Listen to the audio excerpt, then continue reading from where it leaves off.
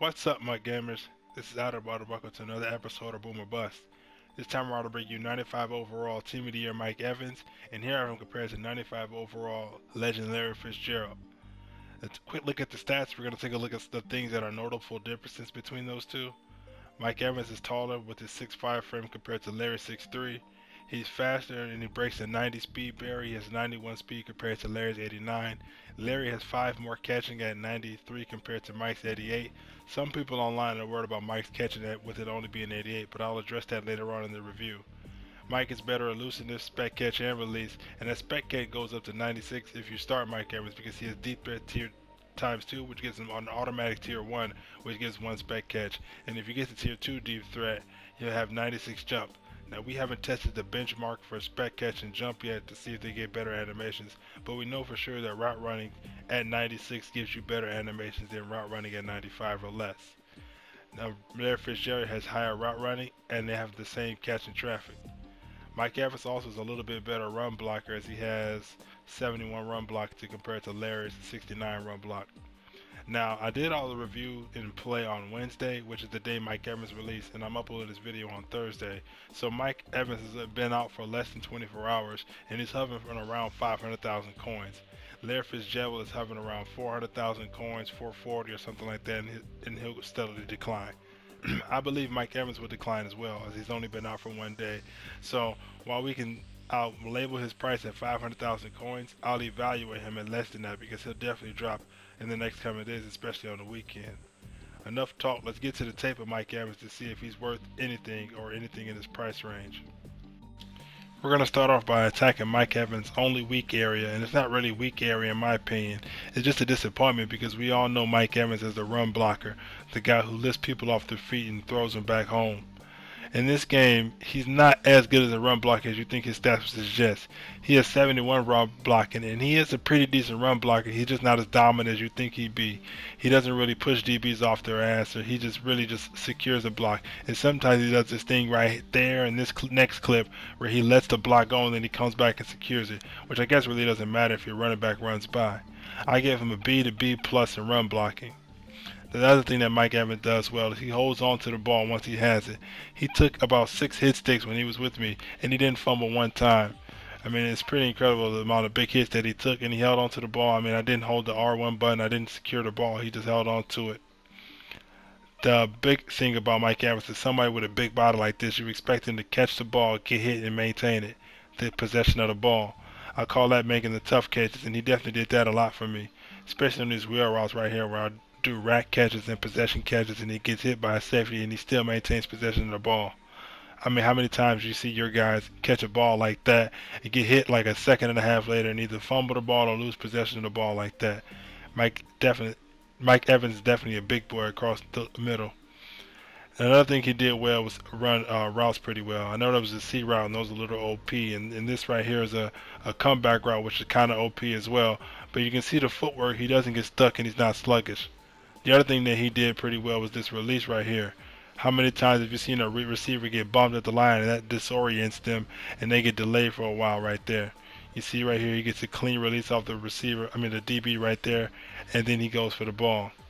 Now these are those spec catches that a lot of people were expecting Mike Evans to make. I threw about 18 deep balls to Mike Evans and he came down with 11 of them. I mean, you can see right here it means back to back to back, and there's nothing the opponent can do right here. Here, the DB is all over him. Mike Evans is going to make the catch anyway and go for the TD. I mean, I can show you this. I can show you clip after clip of this, but I mean, we'd be going for days. He's definitely the best deep ball receiver in my opinion. I mean, look at this again. He just flat out ran by the receiver right there. DB right there and came down with the ball. I mean, this is where Mike Evans provides most of his value as a deep ball, because with the aggressive catch nuked as it is from Madden 16, it's hard to find someone to go downfield for the ball.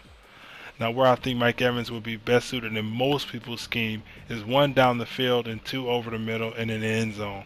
Use his big frame and his ability to catch those tough balls to your advantage and definitely gain yards in those tough yards against your opponent.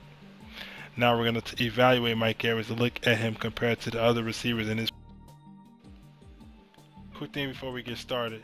this Mike Evans review and the Derek Carr review that I posted earlier are a little bit unfair to the players, as I evaluated them at the launch price tag, and we all know that he is going to release new solos, bundles, and toppers that are going to drive their price tag.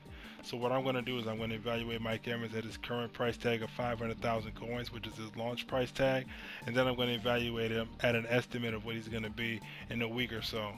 Now, I already approved Derek Carr for his price tag, so if he gets any cheaper on us, that's going to be a better deal for us. So in order to evaluate Mike Evans, we have to do two things. One, we have to see what he provides as a wide receiver, and then two, we have to compare to other wide receivers in his overall or price range. So what Mike Evans provides as wide receivers, in my opinion, he's the best jump ball wide receiver. I threw 18 jump balls to wide receiver, and he came down with 11 of them. I mean, that's an amazing rate. He almost came down with 2/3 of the jump balls I threw him. The others were broken up, and only one was picked off by Deion Sanders. So 11 out of 18 isn't bad in my opinion. I mean, he's going to dominate those 93 or lower wide DBs, and he's probably only going to be contested really by Night Train Lane and Deion Sanders, and even then he mossed them a couple times. I only showed you guys 5 of those because if I showed you them all, we'd be here all day. He can route run pretty well, he can catch the ball, in traffic, and he can take care of the ball after he gets the ball. Now let's go to the comparison of him and the other wide receivers. Here's the other big ticket wide receiver that came out with Team of the Year, and that's this Jordy Nelson. Now Jordy Nelson is comparable to Mike Evans because, like Mike Evans, he also can be billed as a complete wide receiver. A complete wide receiver is one who can do everything from catching or run blocking to get the jump balls and everything, and that's what Mike Evans can do. But if you look at Jordy Nelson, he has 9 less jump. I mean, that's a pretty big stat jump. It's pretty much 10 less jump than Mike Evans, because if you get to tier 2 deep threat, he's going to have 96 jump. So Jordy Nelson is going to provide you the same deep threat ability that Mike Evans can. I think I might have switched that up. I don't know. So now we're going to look at Randy Moss. Now Randy Moss is probably the better pure receiver, meaning he's faster with better hands and better route running, but he can't run block. Now that's not to say he's not worth anything, because if you want the better pure receiver, you're probably going to go with Moss, even though in my experience and others' experience, he's not that good of a deep threat because he tries to spec catch too much and the ball gets knocked down. But I'm going to give the edge to Mike Evans in this situation because, one, he can do everything that Randy Moss can, and he can run block, and in my opinion, he's a better jump ball receiver because he comes down with Moore's ball and he secures the ball better.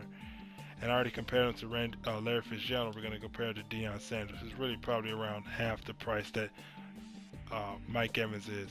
He's the better pure receiver, again, with better jumping, hands, and route running. But once we get to run blocking again, Deion Sanders pales, and he has 11 less catch in traffic, meaning he's not going to hold on to the ball if he gets hit. So, I mean, Mike Evans to me is the better all-around receiver than all of these guys because he can do everything they can and more. He can catch the ball, he can hold on to the ball, and he can run block. So, that comes to the big question. Is he worth 500,000 coins?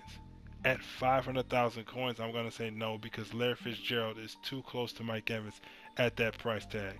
At 500,000 coins, they're too close for an extra 100,000 coins. I mean, if you have it to spend, you go ahead, but they're pretty close enough. Now, with Mike Evans only being released for 1 day, I'm going to say he's definitely going to drop below 400,000 coins. And once he gets below that point, he's going to be the best receiver in this game for his price tag. Once he gets at the same price tag or cheaper than Larry Fitzgerald, that's when it becomes a real bang for the buck, because now you're going to have the best receiver in the game because he can do everything and no one else can do what he does. That's it for this video. If you like the content, please like, favorite, and subscribe. But if you don't have to. I'll see you around next time. Peace.